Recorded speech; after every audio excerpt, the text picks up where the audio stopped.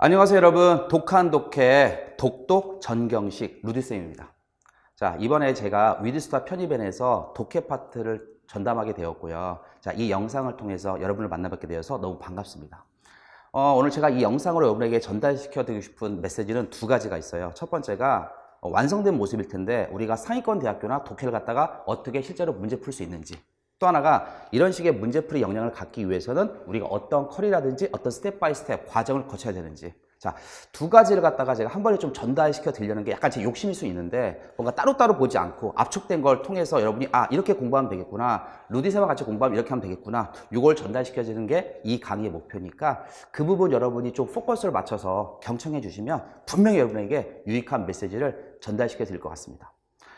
저를 아시는 분도 있겠지만 대부분 잘 모르겠죠. 그래서 제 소개 이렇게 저렇게 하는 것보다는 네이버에서 제 이름이 전경식이니까 이거 한번 검색해 보시면 이런 사진, 귀여운 사진도 뜨고 있고요. 제 간단한 양력, 그 다음에 그동안 썼던 책들, 컨텐츠도 보실 수 있으니까 저런 선생님이구나 여러분 참고하시면 좋겠습니다. 자, 오늘 바로 수업을 들어가겠습니다, 여러분. 오늘 제가 가져온 그 텍스트는 2019년도 성균관대학교 48, 49, 50번이에요. 그러니까 이게 어떤 선생님도 모르겠는데, 이게 사실 성균관대학교 48, 49, 50을 갖다가 샘플 강의 찐다는 거는 개인적인 제 입장에서는 굉장히 리스크가 커요. 왜냐하면 어렵거든. 어려우니까 사고력이 어떻다, 이해력이 어떻다. 근데 사실 이런 부분은 어필이 안 되잖아요. 그럼에도 불구하고 이걸 가져온 이유는 이렇게 난이도가 있는 지문도 체계적으로 배우면 쉽게 접근해서 해결할 수가 있다. 이게 첫 번째 포인트고요. 두 번째는 요 세 문제를 통해서 우리가 앞으로 공부해야 될 독해 모든 포인트를 제가 전달시켜 드릴 수 있는 것 같아서 가져왔습니다. 하마 오늘 양해 드릴게, 제가 짧은 시간 동안 해야 되니까 한 줄 한 줄 다 해석하고 그런 식의 이제 수업은 아니고, 이런 식으로 포인트별로 파악을 해서 문제 해결한다. 이 부분을 갖다가 방향을 갖다가 여러분이 이해하셨으면 좋겠습니다. 요 48, 49, 50번 같은 경우는 여러분이 참고되도록 말씀드리면, 이 48번 같은 경우가 정답률이 32%고 49번이 정답률이 37%, 50번이 정답률이 38%. 그러니까 대체로 세 문제가 다 정답률이 40% 미만이기 때문에 실제 편입에서 등장하는 기출문제 중에 가장 난이도가 있는 문제라고 생각하시면 되겠어요. 자, 바로 수업을 시작할게요, 여러분. 자, 이제 수업 때 이제 저하고 배우면 제가 실제 수업이라고 생각을 하고 진행을 하겠습니다. 자, 우리가 문항 분석을 해야 되는데 48번 같은 경우가 타이틀 문제가 나왔고, 49번 문제가 이제 내용 일치 문제가 나왔고, 50번 문제도 내용 일치지. 그런데 여기서 중요한 포인트가 49번 문제를 보시면 파퓰리즘이 등장하게 된 배경, 파퓰리즘이 등장하게 된 배경을 만드는 요소로서 뭐뭐는 아니다 이게 나왔단 말이지. 자, 여기서 강조하는 게 이거야. 성균관대는 딱 정해져 있어. 문제가 나오는 게 뭐가 나오냐면, 이런 식으로 내용, 요약적 내용이 나오면 요 요약적 진술의 내용 자체가 뭐냐? 이게 바로 주제야. 그러니까 이거는 스킬이다 보다 그런 것도 아니고, 기본적으로 여러분이 독해에 대한 그 출제자의 포인트를 갖다가 학교별로 분석이 있는 선생님한테 배우면은 이건 자동으로 푸는 문제야, 이거는. 그러면 파퓰리즘이 등장하게 된 배경으로서 맞는 것은 틀린 것은, 그러면은 48번으로 갔을 때 1, 2, 3, 4, 5 모의 문항 분석을 해봐야겠지만, 요 4번 문제에서 파퓰리즘이 등장하는구나, 이게 답이지 않을까? 라고 우리가 잠정적으로 보기 문항 분석을 통해서 찍고 넘어가야 되는 거예요, 이게.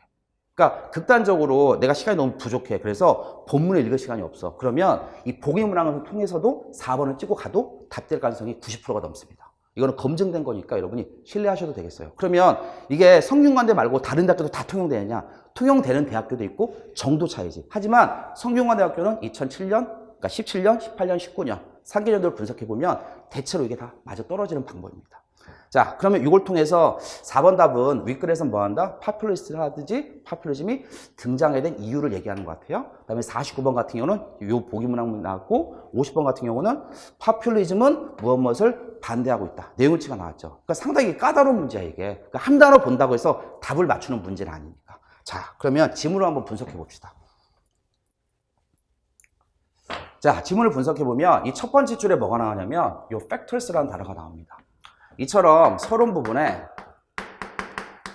요런 단어 또는 요런 단어 또는 요런 단어. 자, 이런 단어의 가장 큰 공통점은 뭐냐면 S가 붙었으니까 복수형이라는 것도 있지만 가장 큰 공통점은 뭐냐면 포괄적인 단어 또는 함축적이라는 거지. 요소들, 방법들, 방식들 이러니까. 자, 그럼 독해에서 있잖아. 서론 부분에서 이런 식으로 포괄적인 단어가 나오면 뒤에 나온 내용은 딱 정해져 있어. 이게 패턴이야. 이게 로지컬 싱킹이야. 자, 뭐냐면 예를 들어 볼게. 나는 음식을 좋아한다. 내가 이런 말을 갖다가 서른 부분에서 하잖아? 그럼 그 뒤에 나온 내용은 뭐가 나오냐? 나는 분식을 좋아해. 나는 양식을 좋아해. 나는 한식을 좋아해. 어떤 사람들은 양식을 좋아하는데 어떤 사람들은 분식을 좋아해. 즉 음식이라는 단어가 포괄하고 있는 내용 갖다가 설명해 준 내용이 나온단 말이야. 자, 한번 입증해 볼까요? 윗부분에 팩터라는 단어가 나왔는데 밑에 이제 전체 그 세 개 단락이 나왔죠? 자, 여러분 좀 보기 편하라고 제가 일부러 이제 줄간경을 떼어놨는데 실전에서 뭐 이렇게 세 개 단락이 나왔습니다. 여기서 포인트는 있잖아. 요 두 번째 단락에 나왔던 meaning while 이 단어하고 마지막 단락에 나왔던 이 also 이 키워드를 읽을 수 있어야 돼. 그러니까 meaning while 하면 동시에 이렇게 아는 건 이건 아는 게 아니야. 자, 뭐냐면 누가 나한테 있잖아. 예를 들어서 뭐 그럴 일은 거의 없겠지만 어떤 여기서 나한테 뭐 주말에 시간 있어요? 라고 물어봤어. 그럼 내가 어떻게 생각하는 거야? 내가 주말에 시간이 있나 없나? 그 생각을 안 하지. 어떤 생각을 해? 나한테 관심 있나? 아니면 뭐 내가 나하고 어떤 얘기를 해야 되나? 이런 생각을 하는 거야. 내가 그 던지는 메시지를 생각하잖아. 마찬가지로 meaning while이라는 이런 부사가 나오면 동시에라고 생각하면 안 되고 이게 뭐다? 열거식 구성에서 첫째, 둘째, 셋째에서 둘째나 셋째에 포함된다. 요 구조를 읽어야 돼. 그러면 결론적으로 무슨 말이냐면 앞부분에 다양한 요소가 있다고 존재했잖아. 그래서 이게 첫째, 요게 둘째, 여기서 also가 의미하는 게 셋째, 이 열거 구조를 읽어야 된다는 게 편입독해에서 가장 중요한 포인트입니다. 그러니까 여러분이 초등학교나 또는 중학교에서 쉬운 독해집을 읽으면 어떤 식으로 나오냐면 첫째, 둘째, 셋째 이렇게 나와. 그럼 편입에서는 첫째, 둘째, 셋째가 아예 안 나오냐? 나오긴 하는데 이 성균관대나 서강대나 뭐 이대, 중앙대처럼 상위권 대학교 같은 경우는 그렇게 노골적으로 안 나오지. 그냥 은근슬쩍 나오지. 하지만 은근슬쩍 나와도 우리가 행간에 나와 있는 접속 부사라든지 부사, 특정 키워드가 왜 나온다는 걸 여러분이 학습이 돼 있으면은 이 논리 구조가 딱 정해진다는 얘기지. 그럼 무슨 말이냐면 앞부분에 요 다양한 요소가 있는데 그 요소가 뭐한다? 사람들에게 어떤 임프레션, 느낌을 전달해 준다는 얘기야. 자, 그럼 전달되는 내용이 뭐냐면 자, 요 단어 여러분 보일지 모르겠는데 자, 어려워서 읽지도 못하겠어요. 근데 여러분이 이제 저하고 이제 독해, 신텍스 같은 걸 공부하시면 이런 구조, 즉 뭐냐? A, B, and C 이런 식의 병렬 구조 나왔을 때 포인트는 뭐냐면 세 개 중에 한 단어만 이해하시면 되겠어요. 그러면 여기서 우리가 어떤 단어를 이해할 수 있어? 요거. 정칭이란 단어를 이해할 수 있다. 그치?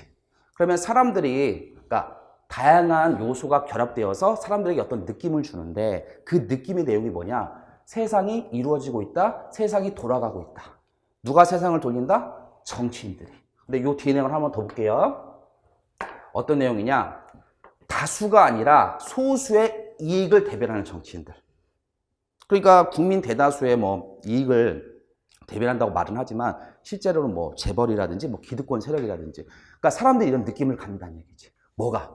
다양한 요소가 있으니까. 그러니까 이 요소가 뭐야? 사람들이 세상이 되게 썩었나 보다 이런 느낌을 갖게 하는 요소라는 거야. 그럼 바로 뒤에 뭐가 나오느냐? 요소 1번, 2번, 3번 이런 요소가 나오는 거지. 그럼 첫 번째 요소는 뭐가 나오냐면 사람들이 계속해서 이동하고 나온다는데 이동? 유목민인가? 뭐 놀러 가나? 모르겠잖아. 근데 바로 밑에 나오죠. 뭐가 나와? 이민자 정책에 있어서 사람들이 불만이 있다는 거야. 이 미국이 되게 대표적이죠. 남미라든지 다른 동아시아에서 저렴한 노동력이 오니까 백인 노동자들이 자기 일자리 없어진다고 되게 싫어하잖아. 그러니까 기성 정치인들이 이민자 정책을 제대로 펴지 못하니까 자, 요거 보일까요, 여러분? 여기. 우파 파퓰리스트가 뭐한다? 기성 정치인을 공격한다는 거야. 기성 정치인들이 제대로 이민 정책을 펴지 못하니까 자꾸만 다른 나라 노동자들이 와가지고 자국민의 일자리가 없어집니다 라고 해서 사람들의 불만에 편승해서 파퓰리즘이 되고 있다. 첫 번째 포인트가 이민 정책이고요. 자, 두 번째 포인트는 여기서부터까지 내용이 다 뭐냐? 억만장자가 5배가 늘었다는 거야. 그래서 여기 보시면 제가 표시해놨는데 전 세계에서 가장 부자인 사람 8명. 8명의 재산 합치면 뭐하고 똑같냐면 가난한 사람들 35억 명의 재산하고 똑같다는 거야. 여기서 여러분이 꼭 기억을 해야 되는 게 이게 중하위권 대학교로 가면 이 독해 지문에 뭐가 나오냐면 inequality, 불평등하다 또는 사람들이 굉장히 불만이 많다 이런 게 노골적으로 나오는데 이게 상위권 대학교로 가면 그 표현이 안 나와. 안 나와도 여러분이 이해할 수 있어야 돼요. 부자들이 35억 명하고 똑같아. 그게 의미하는 게 뭐예요? 불평등. 뭐에 대한 불평등? 부에 대한 불평등. 이 메시지를 여러분이 읽을 수 있어야겠어요. 자, 마지막으로 뭐가 나왔냐면 오수를 통해서 나왔죠. 비경제적인 요소들도 이 요소 중에 들어간다. 그래서 비경제적인 요소로서 가장 대표 나온 게 이런 거. 문화적인 발발 또는 기술적인 얘기. 자, 정리하면 어떤 독해집을 읽었을 때 앞부분에 이런 식의 포괄적인 단어라든지 내용이 나오면 뒷부분에 이 포괄적인 단어를 갖다가 풀어주는 첫째, 둘째, 셋째 이 연결 구조로 나오는 방식. 이거 이제 저하고 배우면 이거 갖다가 우리가 설명문 방식이라고 알고리즘 뒤에서 설명드리겠지만 따로 배우실 건데 이런 식의 패턴이 정해져 있다는 거죠. 자, 이런 식으로 여러분이 이제 이 독해 지문에 대한 이해가 되면 이거죠. 보시면 이게 이제 요로 된 거고 첫 번째, 그다음에 두 번째, 세 번째 이렇게 연결된다는 얘기죠. 자, 그러면 아까 말씀드린 것처럼 문제로 한번 다시 한번 가보시면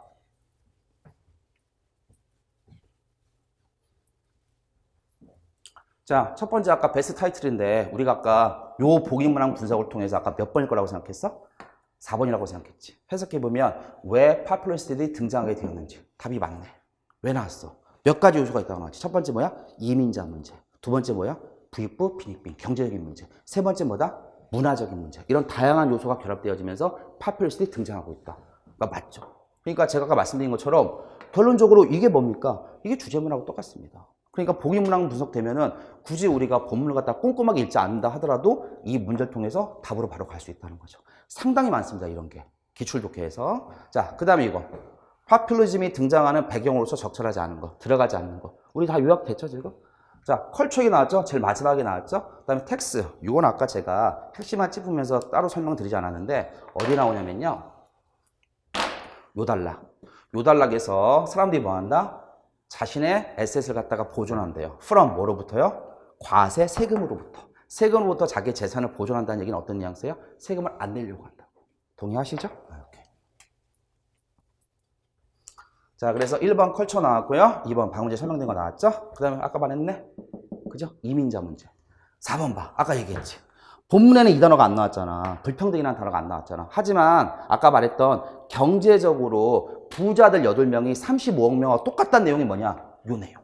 그 다음에 마지막 이데올로기죠? 대립. 이거는 이제 아예 언급 자체가 안 됐으니까. 답이 몇 번이에요? 5번이죠. 그 다음에 요 같은 경우 파퓰리즘이라는 것은 무엇을 반대한다. 그 얘기는 우리가 파퓰리즘이 등장하게 된 배경을 보면 되는 거지. 자, 1번하고 2번에서 여러분이 조회해야 될 건 이거야. 1번에서는 right라는 단어가 붙었고 2번에서는 left라는 단어가 붙었어. 그래서 우익 정치인들, 좌익 정치인들인데 여기서 말하고 포인트는 이민정책 또는 경제정책 이거에 해당하는 건 우익, 좌익이 다 들어가는 거야. 그러니까 다시 본문을 한번 다시 설명드리면 첫 번째 줄에 뭐가 나왔냐면 다수가 아니라 소수의 이익만을 대변하는 정치인들. 이러한 요소가 결합되어지면서 파퓰리즘이 나온다. 동의하시죠? 그래서 이걸 포괄하는 단어는 1, 2, 3, 4, 5번 모기 분항을 했을 때 3번에 요 엘리트. 엘리트 중에 어떤 엘리트? 커럽트. 뭐 한다? 다수가 아니라 소수의 이익만을 대변하는 사람들. 자, 요게 이제 제가 되게 압축적인 시간에 좀 여러분에게 전달하려고 하다 보니까 제 메시지가 좀 전달되는지 모르겠는데 편입에서 가장 상위권 대학교에서 그 성균관대학교 50문제 나오는데 50문제 중에서 38, 39번 즉 40번 이후 문항은 편입에서도 가장 어려운 독해 지문에 속합니다. 그러니까 이런 문항 같은 경우도 이런 식으로 우리가 좀 접근해서 해결할 수 있다. 그러면 오케이 루디즘처럼 이렇게 풀려고 한다면 나는 어떤 조건, 어떤 자격 등 어떻게 공부해야 될까? 자, 역으로 한번 추론해 봅시다. 역으로 가봅시다. 역으로. 자, 첫 번째는 아까 말씀드린 것처럼 이걸 딱 봤을 때요. 요 개별적인 문장, 요 문장이든 아니면 요 내용이든 필요한 정보를 갖다가 우리가 원활하게 국어처럼 읽을 수 있어야겠죠. 즉 개별적인 문장 해석 능력이 필요하겠죠. 첫 번째 포인트. 자, 두 번째 포인트는 어떤 게 포인트가 필요하냐면 개별적인 문장을 다 꼼꼼하게 다 읽고 이해하잖아. 그러면 항상 여러분이 걸리는 문제는 이 문제가 생깁니다. 두 가지죠. 가장 대표적으로. 첫 번째가 뭘까요? 봤잖아. 시간 부족. 처음부터 끝까지 다 읽으니까 나중에 되면 독해지문 4개, 5개 남았을 때 찍어야 되잖아. 시간 부족. 자, 두 번째. 사실 더 중요한 건데. 요게 걸리지. 그치? TMI가. 너무나 많은 걸 전달해서 너무나 많은 걸 소화하려고 하면 어때? 머릿속에 남는 게 하나도 없어. 그러니까 뭔가 타겟팅해서 읽어야 된단 말이지. 그럼 뭐냐? 개별적인 문장이 일정 부분 해석돼도 그러면 처음부터 모든 문장을 다 읽고 이해해야 돼? 이건 망한 거야. 이거는 입시가 아니라 그냥 학문을 하는 태도야. 우린 지금 편입 시험이라는 입시제도 있지 않습니까? 그럼 첫 번째는 개별적인 문장을 읽었다고 치고 능력을 가졌다고 치고 그럼 두 번째는 뭐냐? 어떤 문장은 읽어야 되고 어떤 문장은 스킵해야 되고 어떤 문장은 눈을 한번 훑어야 되는지 강약, 중간약을 타야겠죠. 그게 알고리즘이야. 다시 설명드릴게요. 그 능력이 필요한 거고요. 또 하나 능력이 뭐가 있을까요? 성균관대학교는 문제가 이렇게 나오는데, 그러니까 단순하게 뭐 중앙대학교는 문법이 몇 문제 나온다, 독해가 몇 문제 나온다, 논리가 몇 문제 나온다 이런 식의 기계적인 구분이 아니라 성균관대학교는 문항 분석도 중요하긴 하겠지만 더 중요한 거는 독해 문제가 나왔을 때 성균관대학교에서 내용일치가 나오면 얘는 주제문이야. 이런 식으로 패턴이 정해져 있어요. 이게 각각 대학교들이 출제자들이 자기 좋아하는 성향이 있어. 그러니까 그 각각 대학에 대해서 애널라이징, 분석이 돼 있어야겠죠. 단순하게 어느 학교 몇 문제 나온다 이런 식의 수량적인 분석이 아니고 그게 대학이고요. 자, 마지막으로 이제 금상첨화 가장 좋은 것 중에 하나가 뭐냐면 저는 이제 빅데이터라고 표현을 하는데 빅데이터가 무엇이냐? 가장 잘 나오는 주제. 이 빅데이터에 대해서는 여러분이 많이 듣는 게 이런 거야. 어떤 선생님들은 배경 지식이 되게 중요하다. 어떤 선생님들은 배경 지식 쓰레기다. 할 필요가 없다. 이게 되게 극단적인 싸움을 하고 있는데 나는 사실 잘 이해가 안 돼. 왜냐하면 우리가 배경 지식을 익히기 위해서 엄청난 시간을 들여야 된다면 그건 사실 의미가 없지. 왜냐하면 효율성이 떨어지니까. 근데 예를 들어서 최근에 편입에서 가장 잘 나오는 거, 이건 특히 서강대에서 가장 잘 나오는 건데 이런 표현이 잘 나온단 말이야. 메모리 트레이스. 이거 단어만 해석하면 뭐 기억, 흔적, 기억 자체라는 건데 이건 정말 키워드로 잘 나옵니다. 이거 나한테 수업 들으면 30초면 이해하는 거야. 그러니까 이걸 갖다 배경식으로 설명을 할지 뭘로 설명할지 모르겠으나 중요한 건 기출되는 거. 빅데이터 폼에서 가장 출제 비율이 높은 키워드 또는 내용만 미리 사전에 숙지하고 있으면 우리가 독해 문제 풀 때 굉장히 유익한 거지. 그거 하자고 내가 무슨 학술 논문 공부하자는 것도 아닌데요. 이 배경식이 가장 중요한 건 과학도인데 얘기죠. 그죠? 이런 파트 같은 경우. 그래서 우리가 이 문제를 갖다가 원활하게 해결하기 위해서는 이런 식의 단계를 거쳐야 된다. 그래서 정리해서 말씀드리면 자, 첫 번째 제가 말씀드린 게 이제 신텍스입니다. 제 과정에서. 이게 상반기 때 공부하는 건데 신텍스는 쉽게 말하면 답이 되는 문장을 이해하는 거야. 여기서 중요한 건 문장 해석력을 키우는 거긴 하지만 모든 문장을 국어처럼 다 해석하는 것이 아니라 타겟팅. 그러니까 우리한테 중요한 건 나중에 선생님이 강조하겠지만 실제 문풀할 때 어떤 문장만을 꼼꼼하게 읽으면 답이 나오는 경우가 진짜 많아. 그런데 문제는 그 문장을 나처럼 비슷하게 이해를 할 수 있어야 돼요. 그러니까 다 이해한다는 게 아니라. 그래서 기본적으로 맨 처음에 신텍스, 타겟팅 되는 문장을 갖다가 편하게 읽고 이해할 수 있는 능력. 자, 두 번째는 방금 전에 얘기했죠? 알고리즘. 자, 여러분 이거 스펠링 틀린 거 아닙니다. 리딩이라는 거 강조하기 위해서 제가 일본이 알고리즘을 한 거고요. 자, 전체적인 글의 구조나 모양. 우리가 사람 보면 키도 다르고 얼굴도 다르고 피부 색깔도 다르고 뭐 머리 길이도 다 다르잖아. 마찬가지로 독해 지문도 마찬가지야. 독해 지문도 여러분이 친해지다 보면은 얘는 A형 같다, 얘는 AB형 같다 이렇게 다 특색이 있단 말이야. 그래서 독해 지문의 모양을 보고 얘는 두괄식이다, 얘는 비교대조, 이분법으로 밀어야 되겠네. 얘는 기존의 통념 비판하는 것이네. 얘는 또 설명문이네. 그럼 각각의 유형을 갖다 여러분이 파악하면은 이 글을 갖다가 접근하는 방식이 정해지는 거야. 예를 들어서 두괄식이라는 걸 여러분이 파악을 했어. 그때는 앞부분 3줄에서 4줄 정도를 갖다가 명확하게 읽고 나머지는 스킵하는 거. 또는 설명문이야. 이 부분이 제일 어려운 거긴 한데요. 설명문이다 그러면 문장 중간에 빠르게 속독하면서 반복적으로 나와 있는 키워드를 뽑는 거. 또는 통념 비판이야. 얘는 무조건 두 번째 줄이나 세 번째 줄에 but이나 however가 나옵니다. 이런 식으로 우리가 독해 지문을 갖다가 패턴화 시켜가지고 알고리즘을 배우면 굉장히 효과적으로 접근할 수 있다는 얘기죠. 자, 그 다음에 logical thinking이라고 이건 내 개인적으로 좀 되게 좋아하는 표현을 썼는데 여러분한테 와닿을지 모르겠어요. 논리적인 생각이라는 건데 우리가 문제를 풀 때 그냥 무작위적으로 읽고 해석해서 푸는 게 아니라 문제 유형마다 거기서 물어보는 논리가 들어가 있다는 거예요.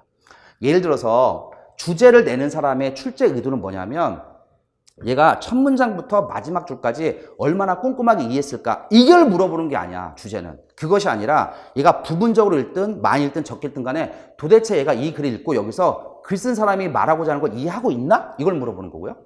또는 추론 문제라고 썼는데 이 추론 문제는 여러분에게 익숙한 순서 배열, 그 다음에요 빈칸, 그 다음에 논지 일탈 또는 문장 삽입.